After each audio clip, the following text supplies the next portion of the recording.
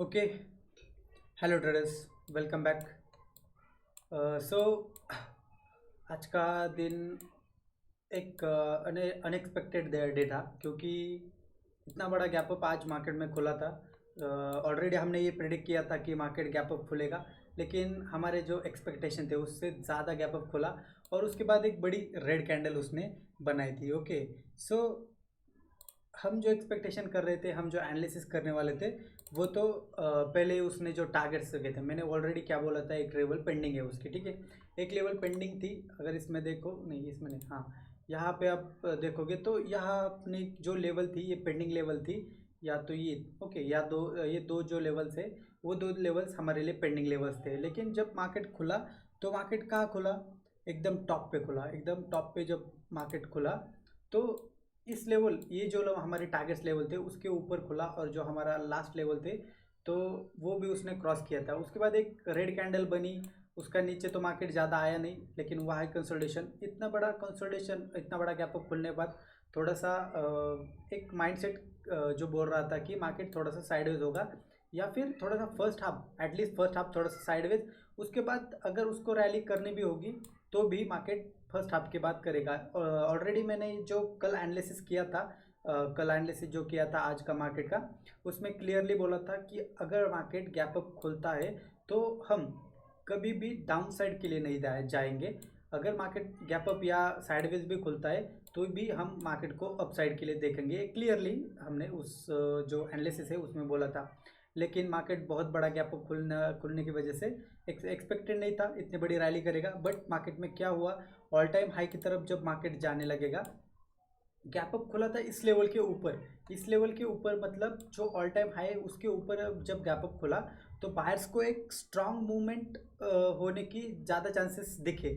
इसलिए उन्होंने क्या किया, ए रेड कैंडल देखने के बाद भी अपनी पोजीशन नहीं काटी। मतलब जो बायर्स, थोड़ा सा समझने की कोशिश करो, साइकोलॉजी एकदम परफेक्ट आपको समझ में आ गई तो आप किसी भी चार्ट को, कौन सा भी चार्ट हो, गोल्ड हो या फिर फॉरेक्स हो या फिर इंडियन, कौन सा भी चार्ट ले लो, अगर आपको साइकोलॉजी समझ में आ रही है, बायर्स कहाँ आ रहे, बायर सेलर्स कहाँ आ रहे, तो आप इजीली सब प्रेडिक्ट कर सकते हो। देखो अब कैसे, ये जो बायर्स थे, यहाँ पे जो बायर्स बैठे थे कल कल के सेशन में, यहाँ पे जो बायर्स है, यहाँ पे जो बायर्स है, उनका ऑलरेडी इतना बड़ा प्रॉफिट चल रहा है कि वो यहाँ पे अपना, कुछ जो ट्रेडर्स है वो अपना प्रॉफिट यहाँ पे बुक कर रहे थे। इसकी वजह से ये जो बड़ी कैंडल है वो बनी थी। लेकिन कुछ बायर्स या फिर कुछ ट्रेडर्स ऐसे होते हैं जिनको इतना बड़ा प्रॉफिट चल रहा है तो वो एक्सपेक्ट करते हैं ऑल टाइम हाई की तरफ मार्केट रैली करेगा। इसलिए उन्होंने क्या किया, जो अपनी एक सेकंड जो चांस रहता ना कि मैं यहाँ से पुश करने की कोशिश करूँगा, तो उन्होंने क्या किया, एक बड़ी कैंडल बनने दी, उसके बाद एक पुशअप आया मार्केट में। ओके, इसको उसके बाद जो पुशअप आया तो ये जो बायर्स है उन्होंने फिर से एक पुशअप देने की कोशिश की मार्केट को अपसाइड की तरफ, और फिर मार्केट अपसाइड की तरफ रैली करने लगा। ओके, इस कंडीशन की वजह से मार्केट ने ये हाई तोड़ा और ऊपर की तरफ थोड़ा सा मूव करने की कोशिश की। ठीक है, ये तो आज की साइकोलॉजी थी। और आज का ट्रेड अगर बोलोगे तो आज का जो ट्रेड था, अगर आपने लिया हो तो अच्छा है।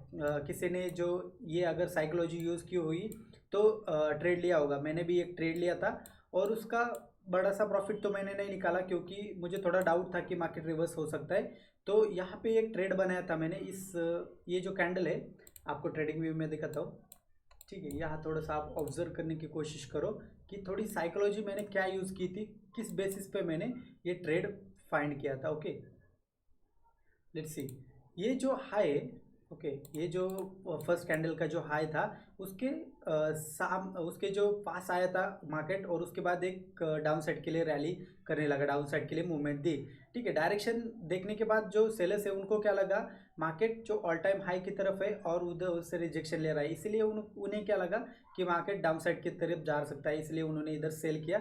और फिर मार्केट धीरे धीरे करके इस हाई को जब ब्रेक किया तो मुझे एक कन्फर्मेशन मिला कि मार्केट अब ट्रैप करके मार्केट अप साइड के लिए रैली कर सकता है। इसकी वजह से मैंने इस कैंडल पे हाई पे इसको एंट्री ले ली और ये छोटा सा स्टॉप लॉस का पुट करके रखा था। और ये जो मेरा टारगेट था, ये आने के बाद मैंने एग्जिट किया था। ठीक है, ये मेरा फर्स्ट टारगेट था और ये मेरा सेकंड टारगेट था। ओके, क्योंकि ज़्यादा अगर मैं होल्ड भी कर लेता तो भी ज़्यादा प्रीमियम यहाँ तक ही बढ़े, यहाँ तक बहुत बड़ा प्रीमियम बढ़ा था, ठीक है। सो उसके बाद मैंने एक्सपेक्ट नहीं किया मार्केट की तरफ से ज़्यादा, सो मैंने एग्जिट कर लिया, ठीक है। ये तो आज का सेशन था। अगर आपने भी जो एनालिसिस था उसके ऊपर ट्रेड लिया होता तो अच्छा एक आपको भी ट्रेड मिल जाता, ओके। सो फाइन, अब क्या करेंगे, आप हम कल के लिए या फिर कल तो छुट्टी है, परसों के लिए जो एनालिसिस रहेगा वो क्या रहेगा हम थोड़ी सी जानने की कोशिश करेंगे, ओके। सो उसके बाद क्या होता है मार्केट में, अभी देखो ये जो रेड कैंडल है हमारी, ओके, ये जो रेड कैंडल है, जस्ट 1 मिनट, हाँ, ओके। हम ये जो लाइन्स है जो हमारे लेवल्स थे वो अभी क्लियर करेंगे। आज कल के लिए हम फ्रेश लेवल्स मार्क करके करेंगे, और आप भी अपने डिवाइस पे मार्क करके रखो, ठीक है। सो थोड़ी साइकोलॉजी समझने की कोशिश करेंगे कि साइकोलॉजी क्या रहती है मार्केट में, ओके। अगर आपको साइकोलॉजी पता है मार्केट की क्या करने वाला है, बायर्स क्या करने वाले, सेलर्स क्या करने वाले, तो आप भी चार्ट को इजीली रीड कर सकते हो, ओके। लेट्स फाइंड, मार्केट ने जब हाई ऑलरेडी तोड़ा है और उसके ऊपर एक सस्टेन कैंडल बनाई है, ठीक है। ये जो ग्रीन कैंडल बनाई है वो एक सस्टेनेबल कैंडल है। अगर कल या परसों के दिन, कल तो छुट्टी है, कल परसों के दिन अगर मार्केट ये रेड कैंडल इधर बनाता है और सस्टेन नहीं कर पाता है तो तभी हम सेल साइड के लिए देखेंगे। अदरवाइज अगर कल के दिन एक ग्रीन कैंडल बनती है और इसके ऊपर सस्टेन करती है तो हम मार्केट को बहुत बड़ी और रैली करते हुए देख सकते हैं, ओके। सो अब क्या करेंगे, ये तो हमारे लिए क्या हो गया, फर्स्ट 1 डे में हमने एनालिसिस किया कि मार्केट अपसाइड के लिए अगर सस्टेन कल होता है तो हम 1 वीक या 2 वीक के लिए मार्केट को अपसाइड के लिए देख सकते हैं, फाइन। उसके बाद अब क्या करेंगे, हम थोड़ा सा 30 मिनट्स में आरएसआई भी देखेंगे, आरएसआई हमें क्या कंक्लूजन दे रहा है, ओके।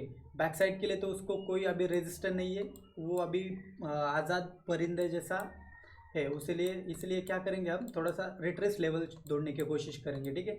अगर मार्केट को हायर हाई भी बनाना होगा तो कहीं ना कहीं, ठीक है, कहीं ना कहीं एक इम्पल्सिव, एक करेक्टिव इम्पल्सिव इसी स्ट्रक्चर की फॉलो करके या फिर इसी स्ट्रक्चर को फॉलो करके मार्केट अपसाइड के लिए जाएगा।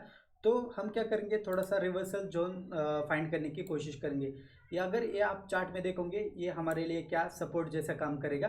तो फिर लेट्स फाइंड हमारे लिए जो लेवल्स रहेंगे वो हम फाइंड करने की कोशिश करेंगे, ठीक है।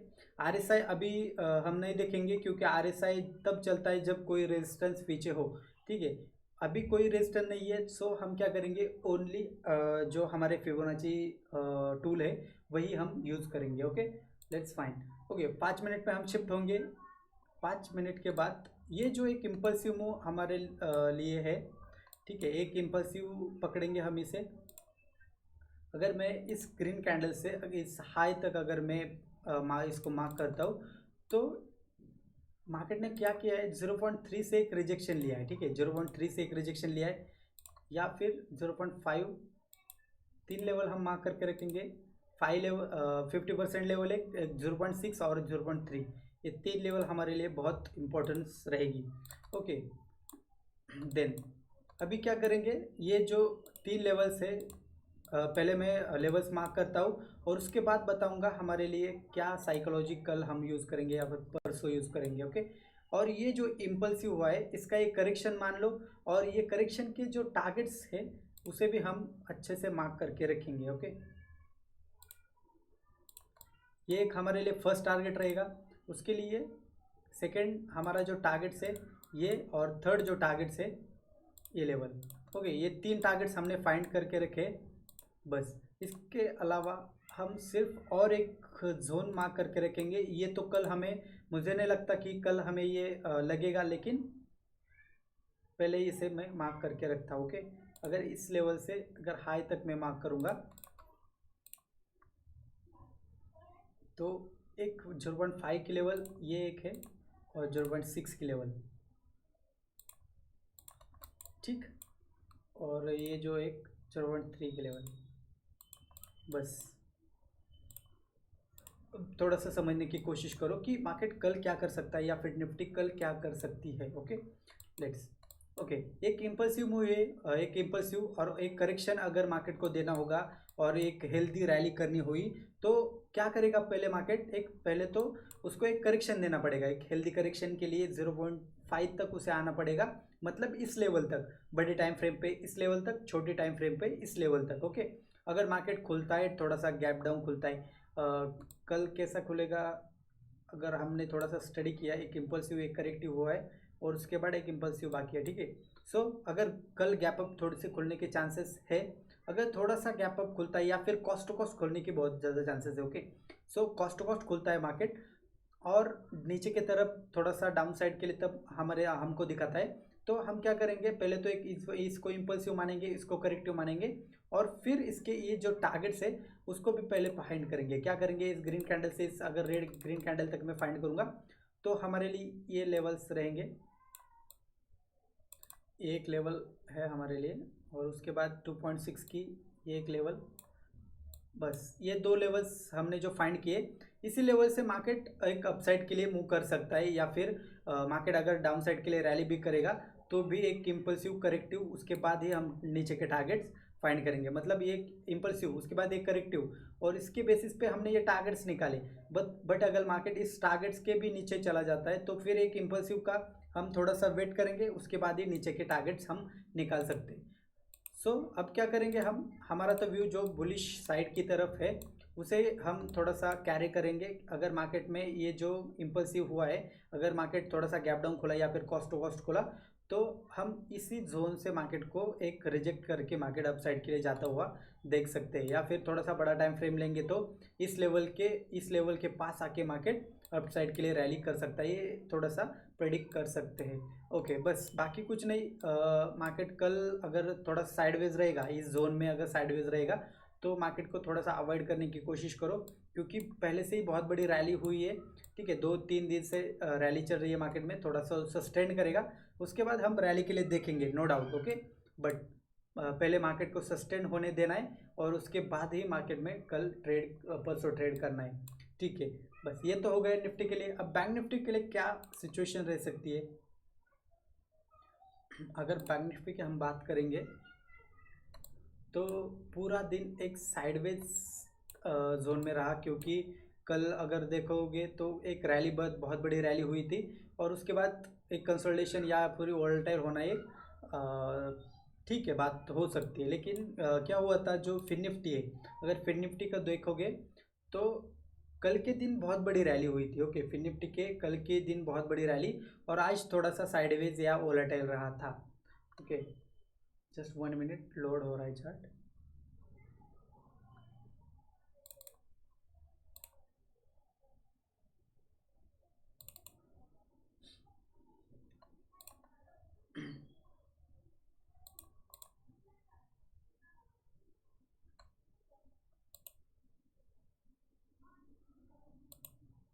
जस्ट 1 मिनट ना, वाईफाई का कुछ इशू हुआ है शायद।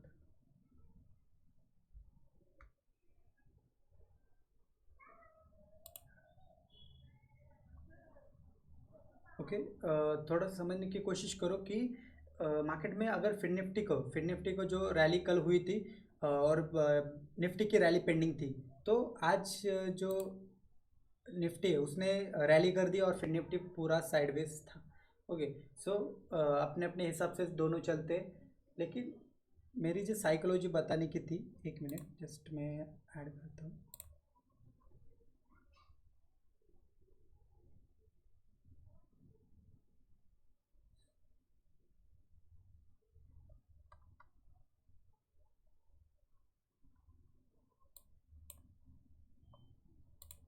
हम्म, ठीक है। फिर निफ्टी के अगर देखोगे तो आज एक साइडवेज या वोलेटाइल मार्केट थोड़ा सा रहा था। ओके, सो ये जो रैली कल हुई थी निफ्टी, अगर आप देखोगे तो पूरा दिन साइडवेज था, 3 बजे के बाद थोड़ी सी रैली आई लेकिन उसको कोई ज़्यादा कैप्चर नहीं कर पाया था।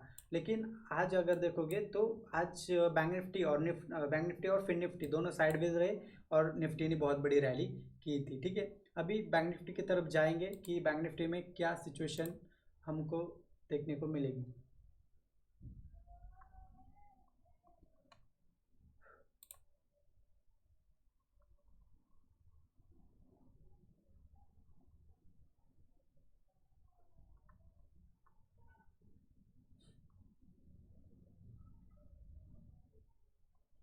ओके, आपको के क्लियरली मैंने जो बोला था कि अगर इस जोन में या फिर इस जोन में मार्केट आएगा तो हम कुछ नहीं करेंगे, अगर इसके जोन के ऊपर निकलता है या फिर नीचे निकलता है तो ही हम मार्केट में ट्रेड करेंगे।